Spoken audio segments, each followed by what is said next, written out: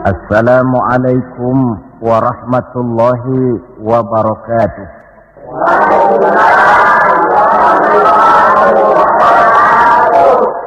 Alhamdulillahilladzi asra bi'abdihi laylan minal masjidil haram ilal masjidil aqsa.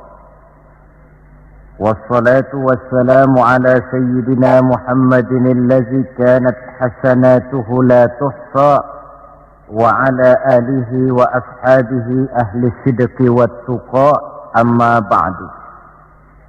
Saudara-saudara hadirin yang berbahagia,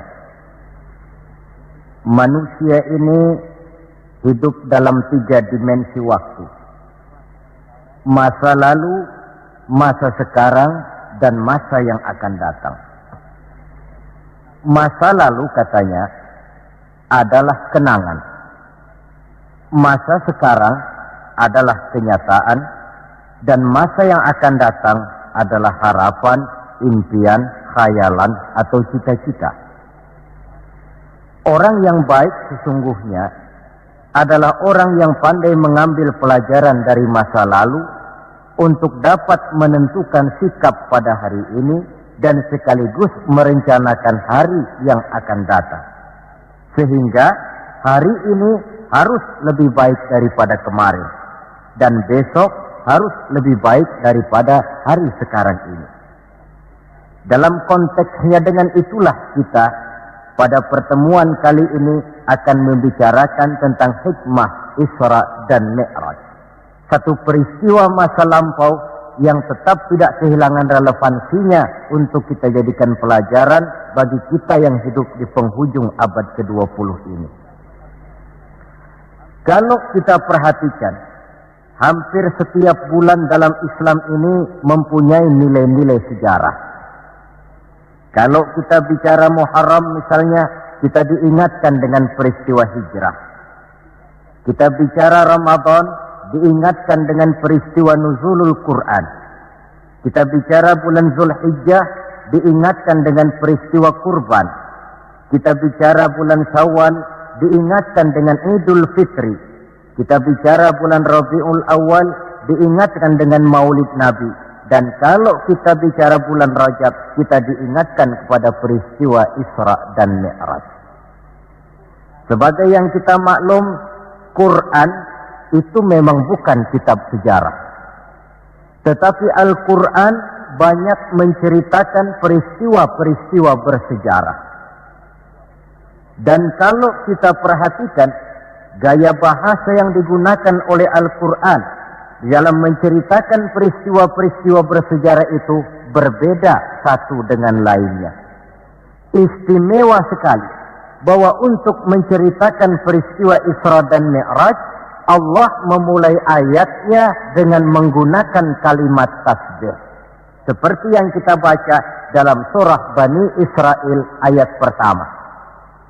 Subhanallazi asra bi'abdihi laylan minal masjidil harami ilal masjidil aqsa.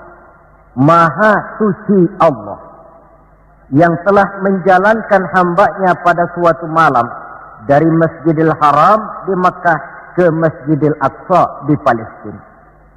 Mari kita coba dekati ayat ini per kalimat untuk memudahkan pengertian kita di dalam memahami peristiwa Isra dan Mi'raj ini. Ayat ini dimulai dengan kalimat Subhanallazi. Dalam ilmu balaghah, kalimat semacam ini disebut dengan kalimat ijaz, yaitu kalimat yang redaksinya ringkas namun isinya padat. Di situ ada kata yang tersirat, yakni lafzul jalalah, sehingga asli kalimatnya Subhanallahillazi, maha suci Allah, dan ini disebut dengan kalimat tasbih. Banyak peristiwa-peristiwa bersejarah yang diceritakan dalam Al-Quran, tetapi jarang yang diawali dengan kalimat tasbih. Al-Quran menceritakan bagaimana Allah menciptakan Nabi Adam, tidak dimulai dengan kalimat tasbih. Al-Quran menceritakan bagaimana Fir'aun dan bala tentaranya ditenggelamkan di Lautan Merah, itu kejadian hebat tidak dimulai dengan kalimat tasbih. Pun Al-Quran menceritakan bagaimana umatnya Nabi Saleh, umatnya Nabi Hud dan lain sebagainya yang ditelan gempa bumi, ditiup angin topan, seluruhnya diceritakan dalam Al-Quran, tetapi tidak satu pun yang dimulai dengan kalimat tasbih. Istimewa untuk menceritakan Isra dan Mi'raj ini, Allah memulai ayatnya dengan kalimat tasbih. Subhanallazi, maha suci Allah, maha suci dari segala kelemahan, maha suci dari segala kekurangan, maha suci dari segala ketidakmampuan. Allah mempertaruhkan kesuciannya untuk menjamin kebenaran peristiwa Isra dan Mi'raj. Dan sebagai pertanda, Isra dan Mi'raj bukan sekedar peristiwa biasa, tetapi Isra dan Mi'raj adalah peristiwa yang amat sangat luar biasa. Sampai Allah memulai ayatnya dengan menggunakan kalimat tasbih. Apa hikmah yang bisa kita ambil dari kalimat tasbih ini? Saudara, kita tahu di dalam agama kita ini kan ibadah macam-macam. Ada ibadah yang berat dan modalnya juga besar. Membangun masjid berat dan perlu biaya besar. Melaksanakan ibadah haji berat dan perlu biaya besar menurut umumnya ukuran ekonomi bangsa kita. Ini jenis ibadah yang berat dan perlu modal besar. Lalu ada pula ibadah itu yang berat tapi modalnya ringan. Seperti puasa. Puasa itu kan berat, puasa itu. Bukan menahan lapar dan hausnya yang berat, tetapi esensi puasa itu sendiri, yakni kemampuan mengendalikan nafsu. Kita ini kan kalau sedang puasa, lapar sih tahan, tapi marah kadang-kadang nggak tahan. Haus tahan, tapi ngomongin orang kadang-kadang nggak tahan. Padahal di situ esensi puasa, kemampuan mengendalikan nafsu. Dia ibadah yang berat, tapi modalnya ringan. Modal paling penting niat. Sahur itu kan hukumnya sunnah muakkadah. Yang wajib itu niatnya. Ini jenis ibadah yang berat tapi modalnya ringan. Lalu ada pula ibadah itu yang ringan, modalnya pun ringan. Agama menyebutnya dengan kalimatut thayyibah. Ucapan-ucapan yang baik yang dibanyak diajarkan oleh agama kita. Bertemu teman, assalamualaikum, ibadah. Memulai pekerjaan, bismillahirrahmanirrahim, ibadah. Melihat sesuatu yang hebat, masya Allah. Melihat sesuatu yang luar biasa, subhanallah. Terkejut, astagfirullah. Mendapat nikmat, alhamdulillah. Terkena musibah, inna lillah wa inna ilaihi raji'un. Ibadah dengan modal yang ringan berupa mengucapkan kata-kata yang baik yang banyak diajarkan oleh agama kita. Ini kan ringan. Orang tidak perlu syarat toharoh, orang tidak punya wudhu itu istighfar boleh. Tidak punya wudhu itu baca sholawat boleh, membiasakan ucapan-ucapan yang baik di dalam kehidupan. Itu hikmah yang kita ambil dari kalimat subhanallah. Kalimat selanjutnya asra. Maha suci Allah yang telah menjalankan. Asal kalimat asra ini sara yasiru. Lalu dibentuk dalam bentuk majhul menjadi asra yusri isra'an. Maha suci Allah yang telah menjalankan.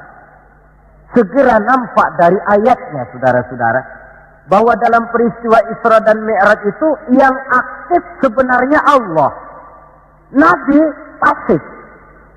Allah yang menjalankan, Nabi yang dijalankan. Orang dijalanin tentu terima beres. Namanya juga dijalanin. Maka tidak heran kalau beliau berangkat dari Mekah kemudian menuju Masjidil Aqsa di Palestina. Dari sana naik ke langit pertama, 2, 3, 4, 5, 6, 7. Dari sana naik lagi ke Rafraful Akhdar, sampai ke Sidratil Muntaha, sampai di bawah Aras, menerima perintah sholat, melakukan kunjungan ke surga dan neraka, kembali lagi ke Mekah tidak lebih daripada 1/3 malam. Kok bisa ya? Kalimatnya Asra. Allah yang menjalankan, Nabi yang dijalani. Tentu saja karena dijalankan, beliau lalu terima beres. Andai kata Rasul berjalan sendiri, terang beliau tidak akan mampu menempuh jarak yang demikian jauh dalam waktu yang relatif singkat. Artinya, di dalam memahami peristiwa Isra dan Mi'raj ini, yang dipakai bukan logika intelektualitas manusia, tetapi logika kemahakuasaan yang mutlak dari Allah Subhanahu wa ta'ala. Satu contoh kecil. Saya satu hari berangkat ke Bogor. Jam 9 saya berangkat dari rumah, ambil baju di lemari, saya pakai, berangkatlah saya ke Bogor. Saya tidak tahu kalau di kantong baju saya ada semutnya. Saya pun berangkat ke Bogor. Jam 10 sampai di Bogor, 10:30 urusan selesai, kembali lagi ke rumah 11:30 sudah sampai di rumah. Baju saya buka, saya gantung kembali di lemari, semutnya keluar dari kantong, cerita sama teman-temannya.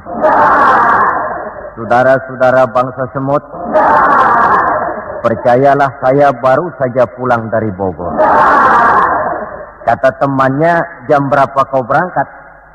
Tadi jam 9. Lalu 11:30 sudah sampai lagi di sini. Iya. Temannya yang berpikir menurut logika semut, mana mungkin percaya. Tentu akan berkata, bagaimana mungkin mut?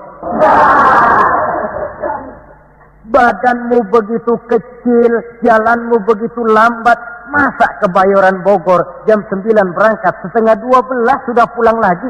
Temannya tidak tahu, semut bukan jalan sendiri, tapi nyempeng di kantong saya.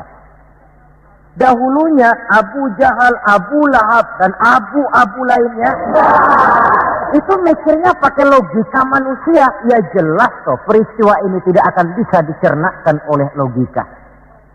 Karena itu kalau sedikit orang mau merenungi ayatnya, tidak terlalu sulit memahami Isra dan Mi'raj.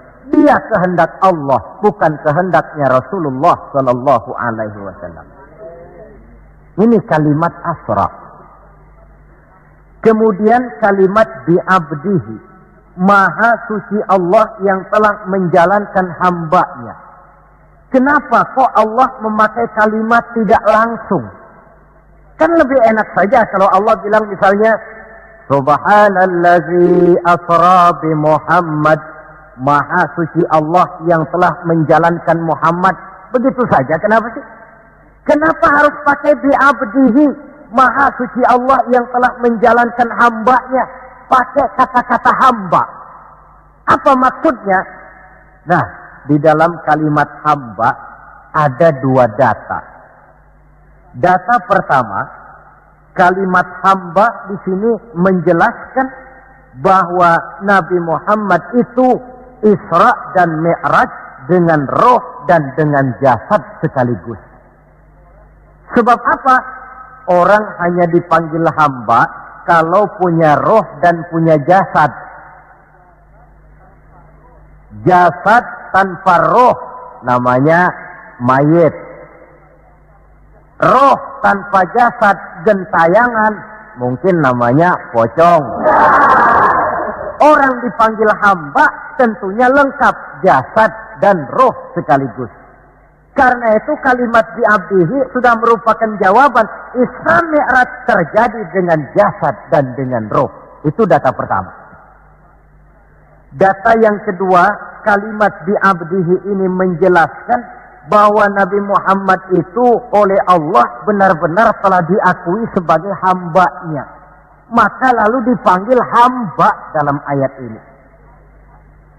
Saudara mungkin lalu bertanya, Kalau cuma sekedar urusan itu, apa kita ini bukan hamba Allah?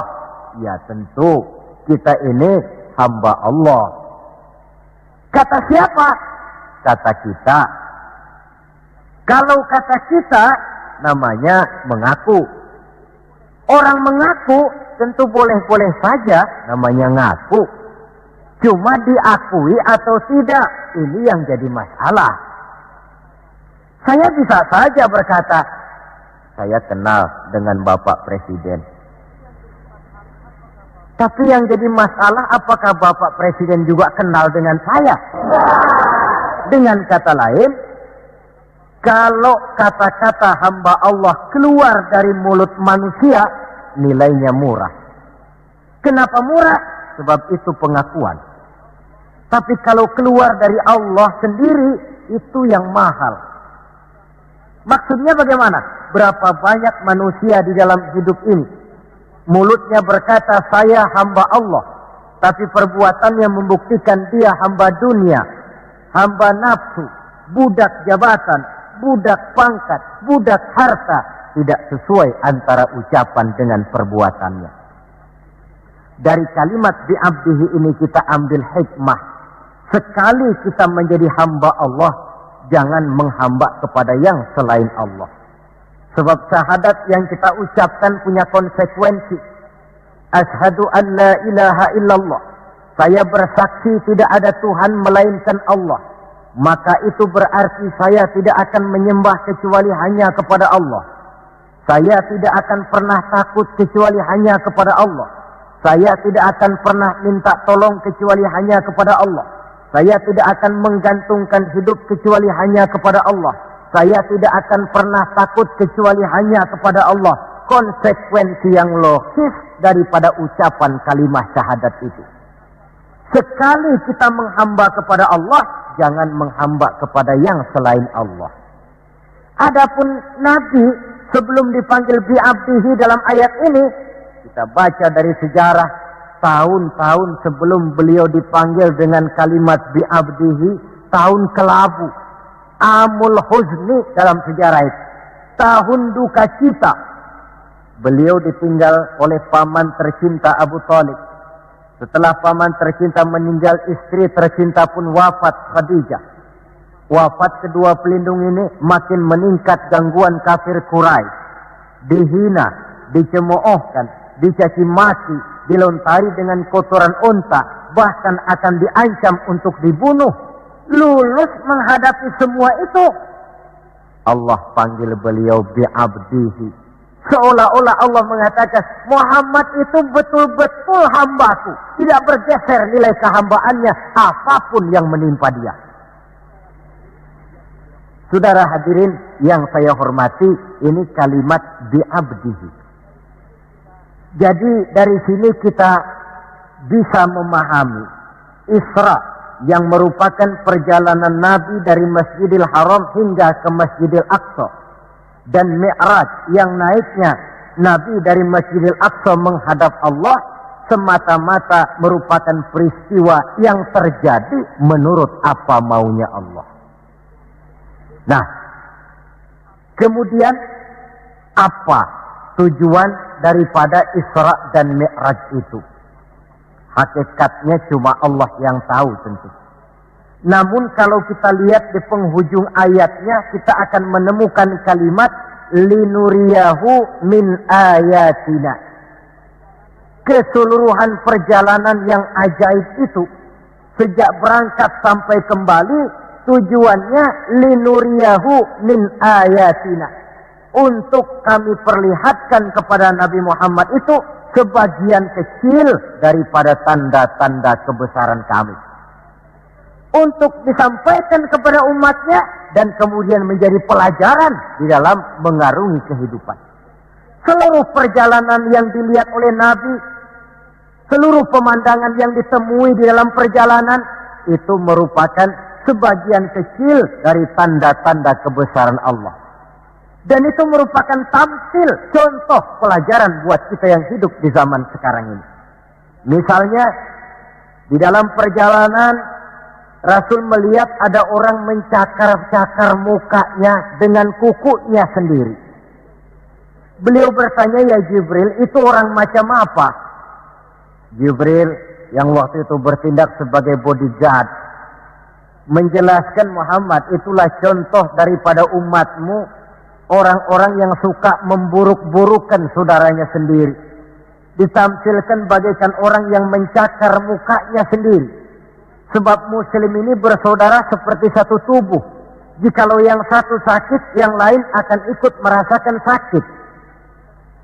Jikalau satu terinjak, yang lain merasakan akibatnya. Ibu jari tersandung batu, mulut akan berkata aduh, air mata akan keluar, kepala mungkin akan ikut pusing, dan itu refleks tanpa harus menunggu undangan.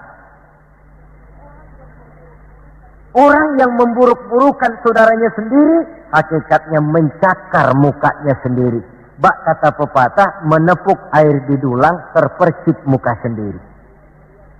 Lalu beliau melihat pula ada orang dipotong lidahnya. Kata malaikat Jibril, Muhammad, itu tamsil daripada umatmu, orang-orang yang suka mengumpat, para pembuat fitnah, tukang bikin gosip dan menjelek-jelekan orang lain. Maka lidahnya akan dipotong sedemikian rupa. Lalu beliau melihat pula dalam perjalanan ada orang memikul kayu. Sudah cukup berat, rengkek dia membawa beban yang cukup berat itu. Anehnya malah, beban yang sudah cukup berat itu bukan dikurangi, malah ditambahi. Makin berat, makin ditambah. Makin berat, makin ditambah. Sampai Nabi heran dan tanya, Jibril, apa lagi kalau ini?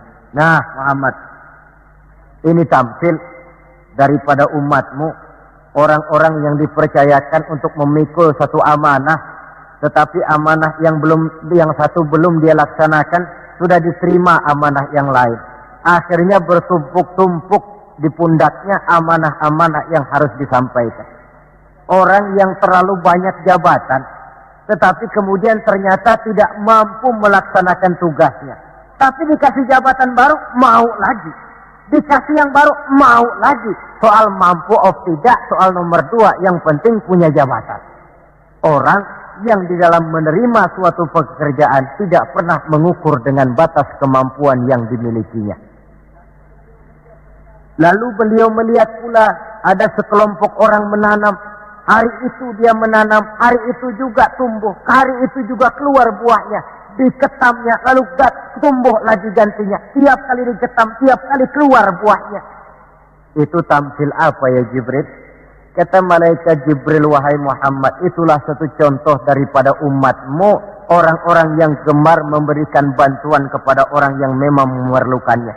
Mereka yang rajin sedekah, membantu fakir miskin, menyantuni yatim piatu, memberikan bantuan kepada pengembangan dakwah, madrasah, pendidikan dan pesantren. Hakikatnya mereka mengeluarkan uang, tetapi hakikatnya itu adalah untuk kepentingan diri mereka sendiri. Dicontohkan laksana orang, hari itu dia menanam, hari itu tumbuh buahnya. Dia petik, keluar lagi gantinya. Begitu seterusnya, tidak pernah berhenti. Jadi orang yang rajin bersedekah, senang memberikan bantuan kepada mereka yang memerlukannya, pada hakikatnya adalah orang-orang yang tidak pernah merugi barang sedikit pun. Malah milik kita yang sebenarnya adalah apa yang sudah kita belanjakan di jalan Allah. Uang kita di kantong kita adalah uang kita hari ini. Besok barangkali uangnya sopir taksi. Uang yang ada di dompet, uang kita hari ini. Besok barangkali uangnya tukang rokok. Uang kita yang sebenarnya, apa yang sudah kita belanjakan di jalan Allah. Baik dalam bentuk zakat, infak, sedekah, dan lain sebagainya.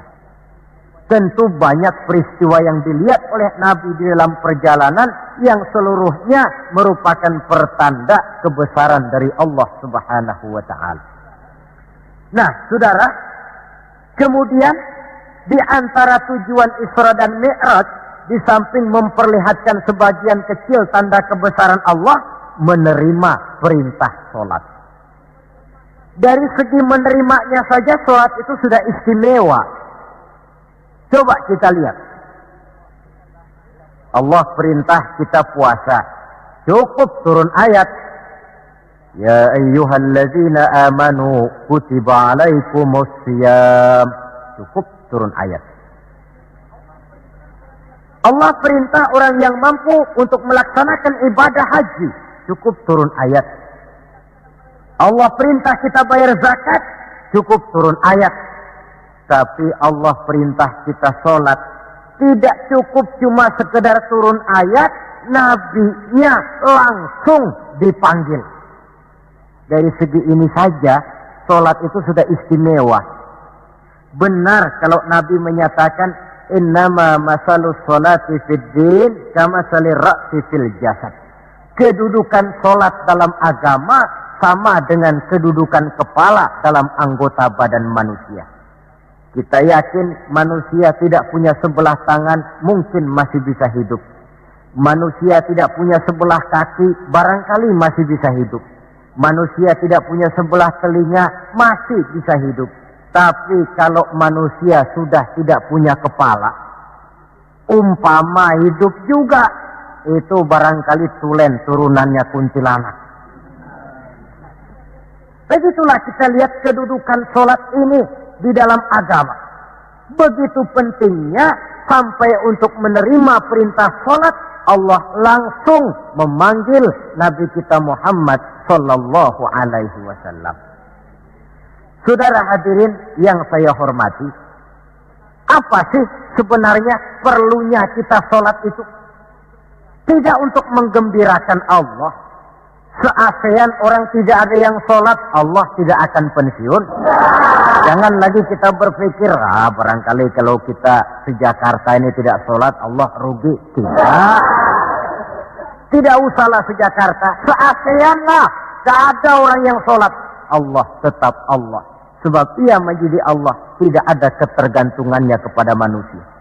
Ia tidak pernah mengambil manfaat daripada perbuatan manusia. Sholat yang diperintahkan kepada kita, manfaatnya akan kembali kepada kita. Apa sih manfaat sholat itu dalam hidup ini? Untuk menjawab apa manfaat sholat, coba kita lihat. Ayat yang memerintahkan sholat itu selalu oleh Allah dimulai dengan kata aqimis sholat. Tidak ada i'malis sholat, if'alis sholat. Tidak. Mesti aqimis sholat. Dirikan sholat. Bukan kerjakan. Tapi dirikan. Maaf saudara. Mungkin di antara kita sudah banyak yang mengerjakan sholat. Tapi belum banyak yang mendirikan sholat. Apa bedanya Pak mengerjakan sholat dengan mendirikan sholat itu? Kalau mengerjakan sholat itu cuma asal sekedar gugur kewajiban. Kadang-kadang keluar sholat Jumat nukar sendal. Mentang-mentang khotibnya khutbah, saudara-saudara kaum muslimin, ambillah yang baik, tinggalkan yang buruk. Lalu keluar praktek. Padahal sholat, di situ kita lihat bahwa orang macam ini sebenarnya hanya sekedar baru mengerjakan sholat, belum mendirikan sholat. Padahal agama menuntut kita dirikan sholat. Apa pengertian mendirikan sholat itu?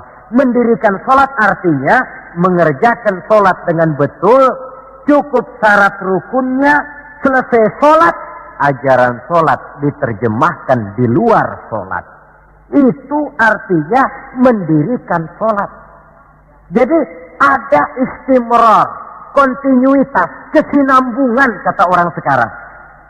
Pada waktu dia mengerjakan sholat kelihatan khusyuknya. Setelah selesai dia sholat, kembali ke masyarakat, kembali ke tempat tugas, ajaran sholat diterjemahkan di sana. Nah, saudara hadirin, apa ajaran sholat yang harus kita terjemahkan dalam hidup, yang artinya ini merupakan manfaat daripada sholat? Pertama, Salat mengajarkan kita satu sifat yang disebut rendah hati. At-tawadhu. Rendah hati bagaimana? Anggota badan kita yang paling kita hormatikan kepala. Kalau bergurau dengan teman, dipukulnya tangan kita, masih senyum kita.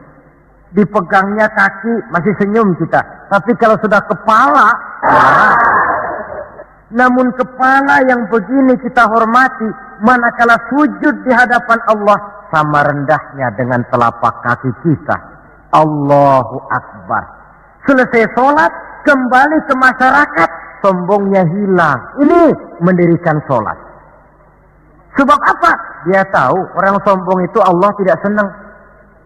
Iblis diusir dari sorga itu kan cuma karena sombong. Diperintah sujud kepada Nabi Adam, dia tidak mau. Allah tanya Iblis, kenapa kau tidak mau? Ini kan perintahku, kata Allah. Iblis dengan sombongnya menjawab, wahai Allah, saya akan diciptakan dari api, Adam kan dari tanah. Unsur api lebih mulia daripada unsur tanah. Masa saya harus sujud sama Adam yang baru kemarin? Gengsi ah. Kata Allah, kamu sombong iblis. Surga bukan tempat orang sombong. Keluar. Iblis diusir dari surga. Jadi kira-kira sajalah yang sudah di surga itu sombong saja diusir. Apalagi kita yang masih di dunia ini. Dalam segala bentuknya, sombong itu Allah tidak senang. Sombong ilmu, Allah tidak senang. Mentang-mentang punya ilmu agama, tepuk-tepuk dada, nih saya satu-satunya ustadz di sini. Semuanya mesti ngaji sama saya ya. Kalau tidak ngaji sama saya, Islamnya kurang tapi sah. Sombong dengan ilmu. Sombong harta, ibu-ibu, Allah juga tidak senang. Sombong pangkat pun demikian juga, yang wajar-wajar sajalah kita dalam hidup. Tawadhu. Yang kedua, sholat mengajarkan kita untuk ikhlas. Berbuat tanpa pamrih.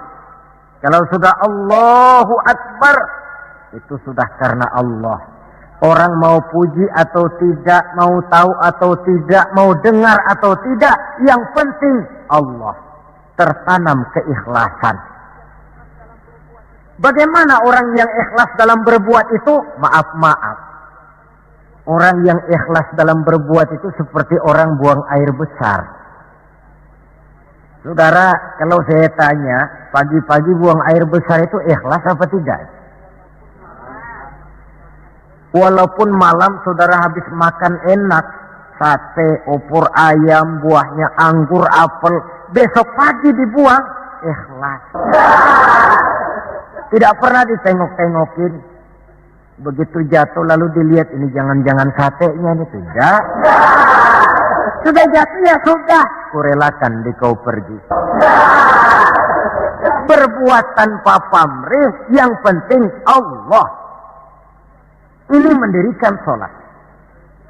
Yang ketiga, ini saya kira yang banyak dicari orang sekarang. Sholat itu memberikan ketenangan dalam hidup. Ketenangan bagaimana? Kita manusia hidup ini kan punya ambisi dan emosi. Yang orang lain punya, kita kepengen. Yang orang lain bisa, kita kepengen. Itu wajar, namanya manusia mesti punya emosi. Tapi emosi yang membludak tanpa dinetralisir akan bisa menimbulkan psikosomatik. Di mana manusia disiksa oleh perasaannya sendiri. Cobalah. Kadang-kadang dia lihat tetangganya beli televisi berwarna. Tetangga yang sebelah meriang. Enggak diapa-apain, meriang.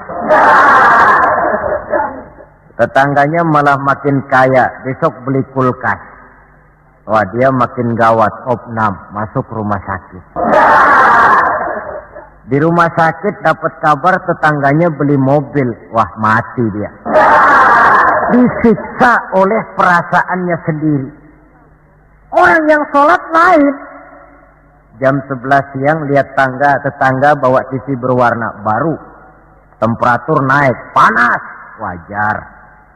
Datang waktu zuhur, kutub-kutub badan yang panas karena lihat tetangga bawa TV baru, didinginkan oleh air wudhu.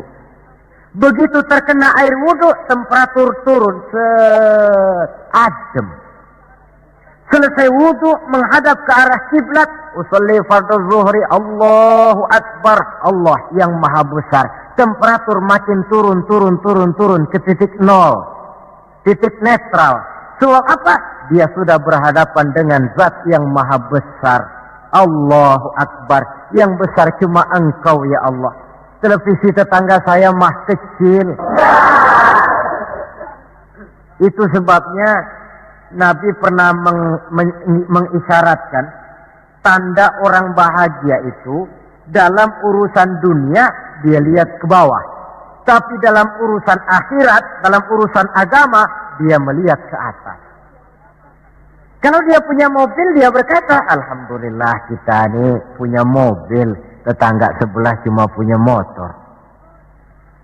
Kata yang punya motor, Alhamdulillah punya motor, tetangga sebelah cuma sepeda aja kemana-mana. Kata yang punya sepeda, Alhamdulillah punya sepeda, tetangga sebelah kemana-mana jalan kaki terus. Kata yang jalan kaki, Alhamdulillah masih bisa jalan. Tetangga sebelah lumpuh bertahun-tahun gak kemana-mana.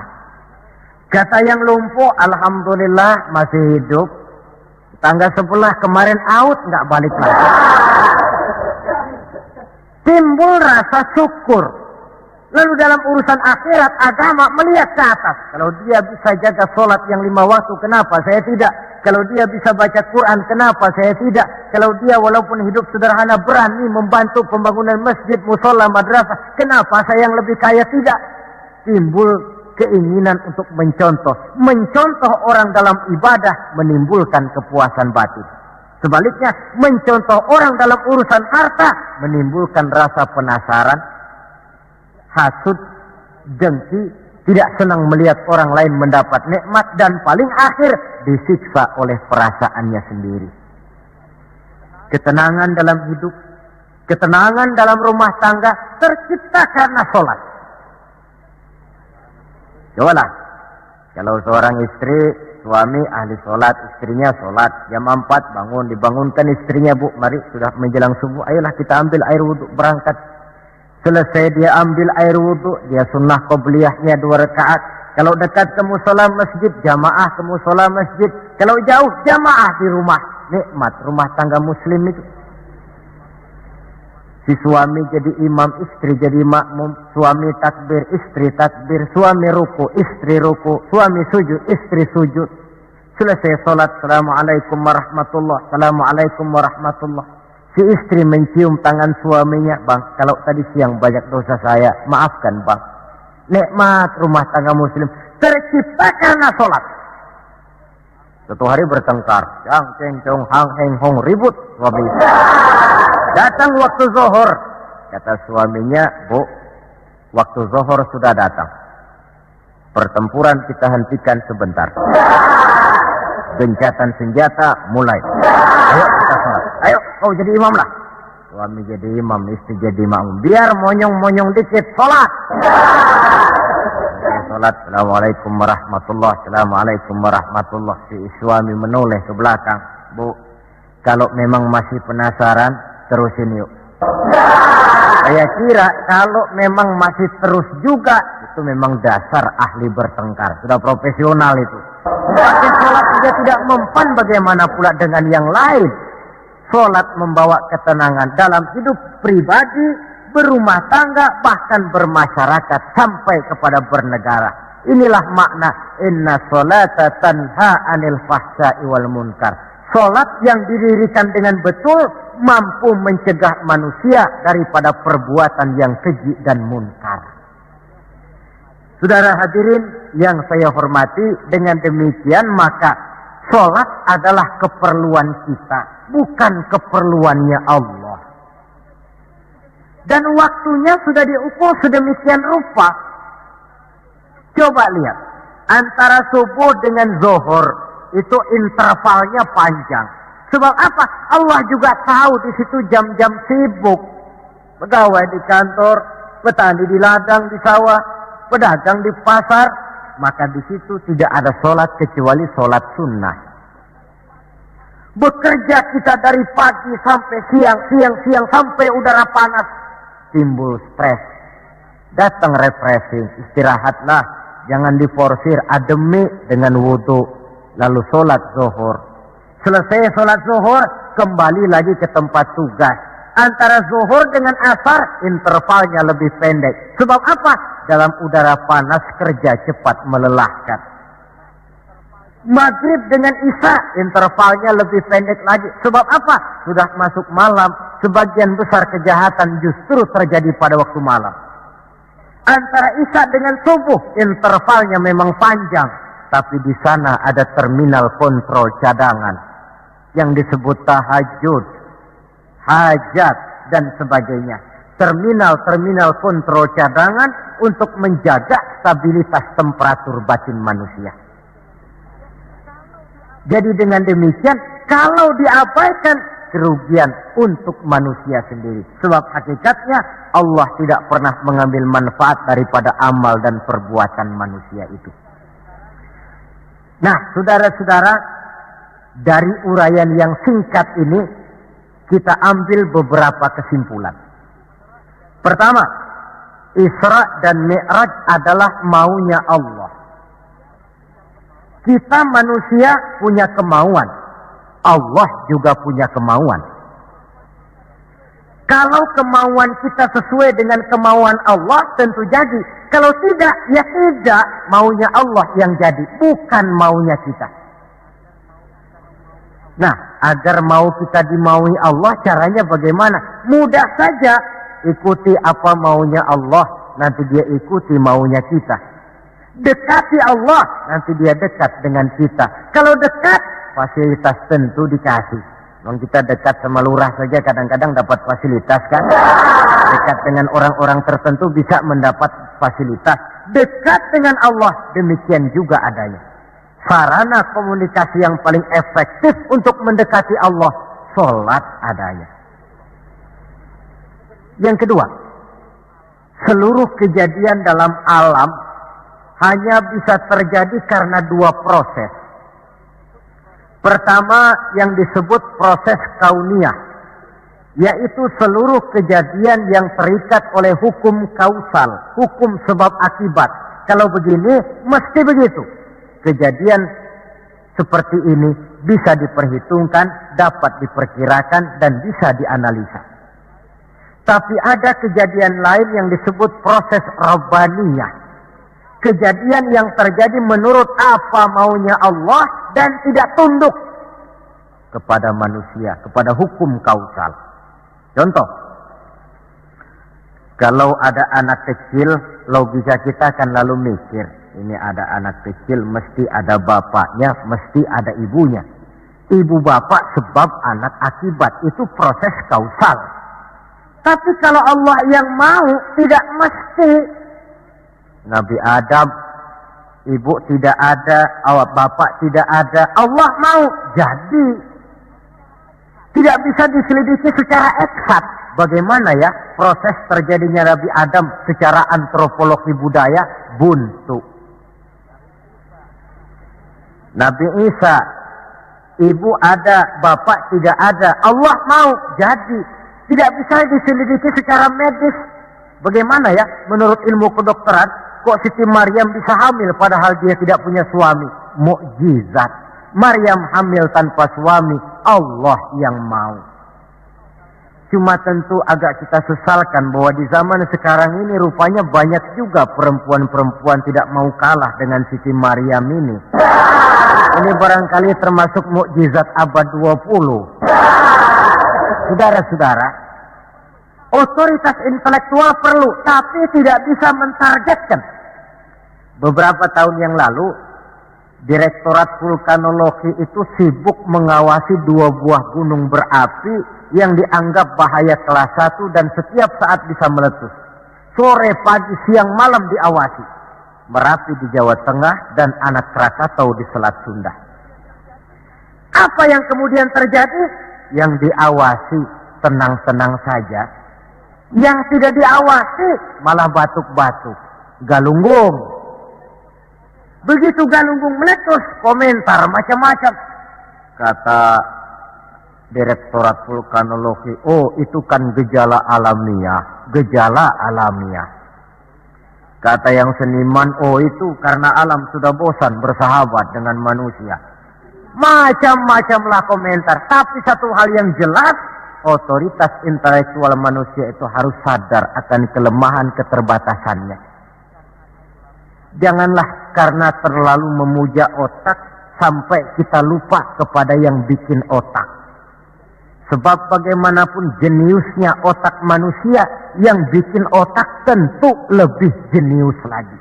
Kita kagum dengan otak manusia, tapi kadang-kadang kita lupa dengan sang pembuat otak. Isra Mi'raj, proses Rabbaniyah. Allah yang mau, bukan Nabi Muhammad yang mau. Api, kalau menurut kita kan api itu panas, membakar.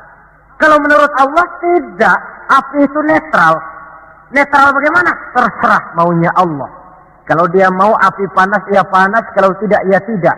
Panas dan tidaknya bukan untuk manusia, bukan untuk Allah, tetapi untuk manusia. Maka Nabi Ibrahim pada waktu oleh Raja Namrus dilempar ke kobaran api yang menggunung, seujung rambut pun dia tidak terbakar. Sebab apa? Ketika dia hampir jatuh ke dalam api, Allah berkata kepada api, ya naru kuni bardan wa salaman ala Ibrahim. Hai api, dirilah kamu, selamatkan Ibrahim. Api tunduk kepada maunya Allah, seujung rambut pun Nabi Ibrahim tidak terbakar, malah kedinginan di tengah kobaran api.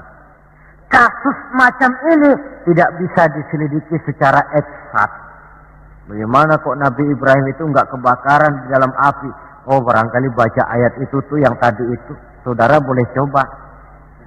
Bacalah, ya narukuni bardan wa salaman alayya. Masuk saudara ke dalam api, insya Allah mateng. Kalau potongan kita, sebab yang kita mau itu belum tentu Allah mau. Kalau yang kita mau Allah mau, tentu jadi. Kalau tidak, tidak. Isra Mi'raj sekali lagi. Peristiwa Rabbaniyah dan bukan peristiwa kauniyah. Logika di dalam memahaminya bukan logika intelektual, tetapi logika kemahakuasaan yang mutlak dari Allah Subhanahu wa ta'ala. Yang ketiga, marilah kita berusaha agar setiap gerak hidup dalam dunia ini bernilai ibadah. Sekurang-kurangnya berupa ucapan-ucapan yang baik. Bukankah yang namanya ibadah itu ya sholat ibadah, puasa ibadah, zakat ibadah, haji ibadah. Tapi tidak terbatas kepada hanya sekedar itu. Membangun rumah sakit, membangun sekolah, membangun panti asuhan yatim piatu, itu keseluruhannya merupakan ibadah. Sekurang-kurangnya ibadah dalam bentuk ucapan-ucapan yang baik, yang menyenangkan orang dan berpahala kita mengucapkannya. Ini tidak terlalu sulit dan bisa kita praktekkan di dalam kehidupan sehari-hari. Begitu pentingnya soal ucapan, sampai dalam satu ayat Allah menjelaskan, wa qaulun ma'rufun khairun min shadaqatin yatba'uha adza. Ucapan yang baik itu lebih disukai Allah daripada sedekah tapi menyakitkan hati orang yang menerimanya. Sedekah itu pahalanya besar tentu, tapi kalau menyakitkan hati orang yang menerima, lebih baik ngomong yang enak-enak sajalah. Termasuk ini kalimatut thayyibah, ucapan yang baik. Yang keempat, marilah kita menjaga stabilitas kita sebagai hamba Allah. Miskin hamba Allah. Jadi orang kaya tetap hamba Allah.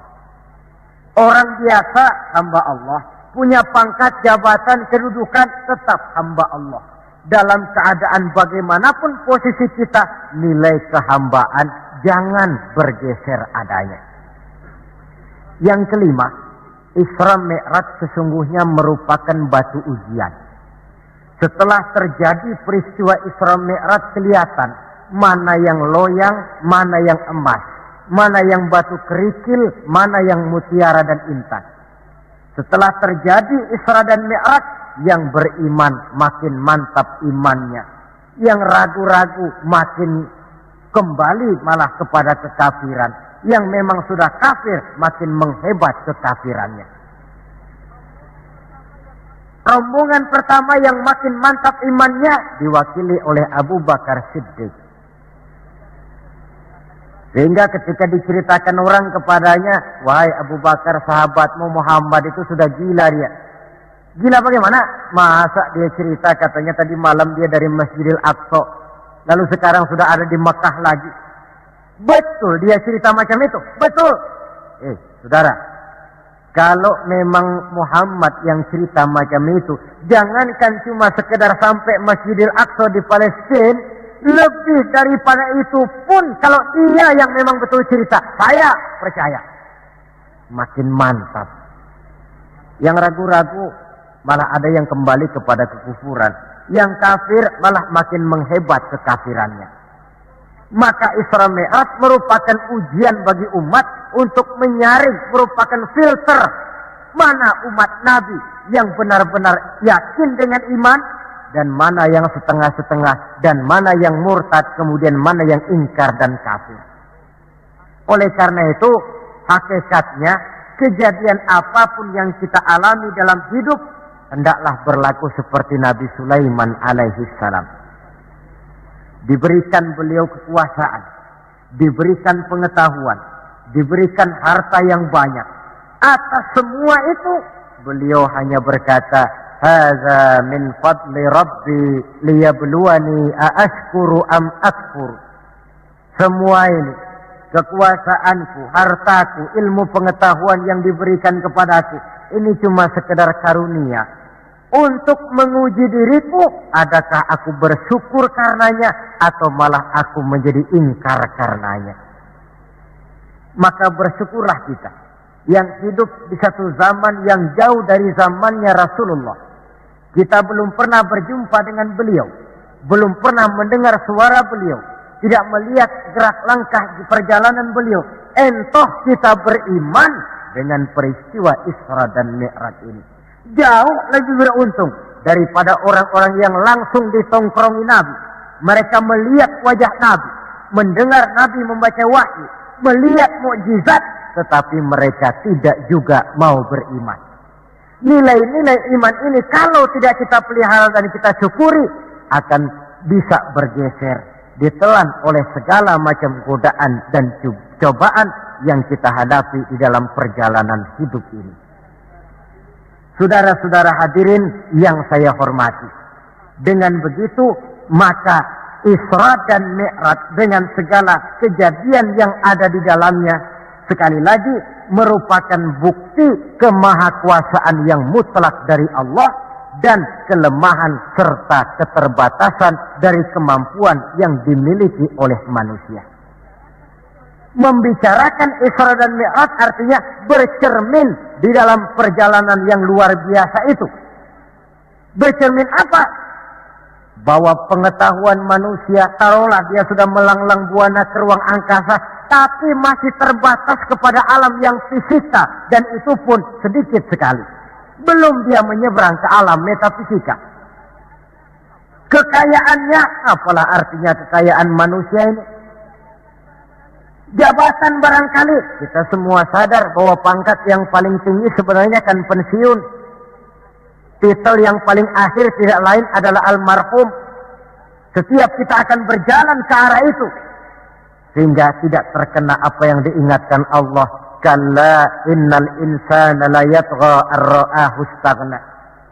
Manusia itu mudah lupa diri manakala melihat dia sedikit mampu, kaya, berkuasa, pandai, mudah lupa diri. Cobalah lihat Berapa banyak orang-orang yang tadinya sudah adil, berjuang menegakkan keadilan, namun di tengah jalan dia bisa berbalik meluncur menjadi orang yang justru menginjak-injak keadilan itu sendiri.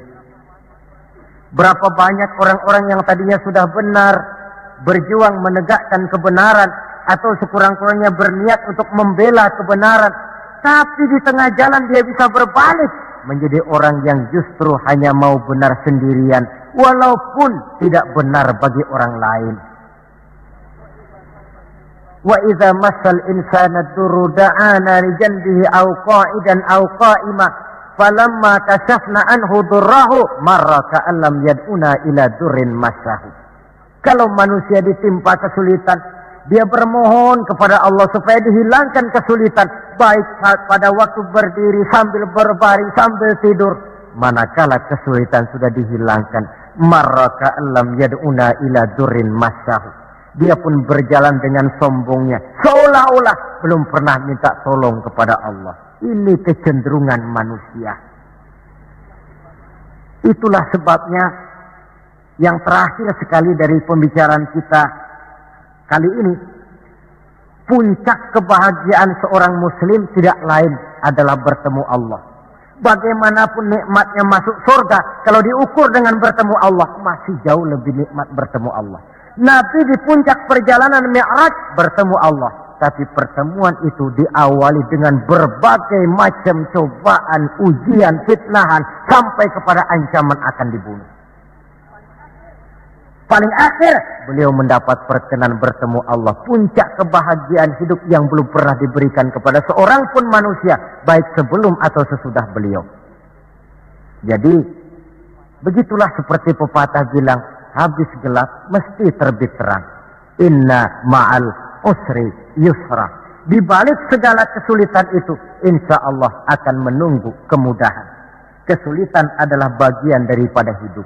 Bukan untuk ditakuti, tetapi untuk dicarikan jalan keluar bagaimana pemecahannya.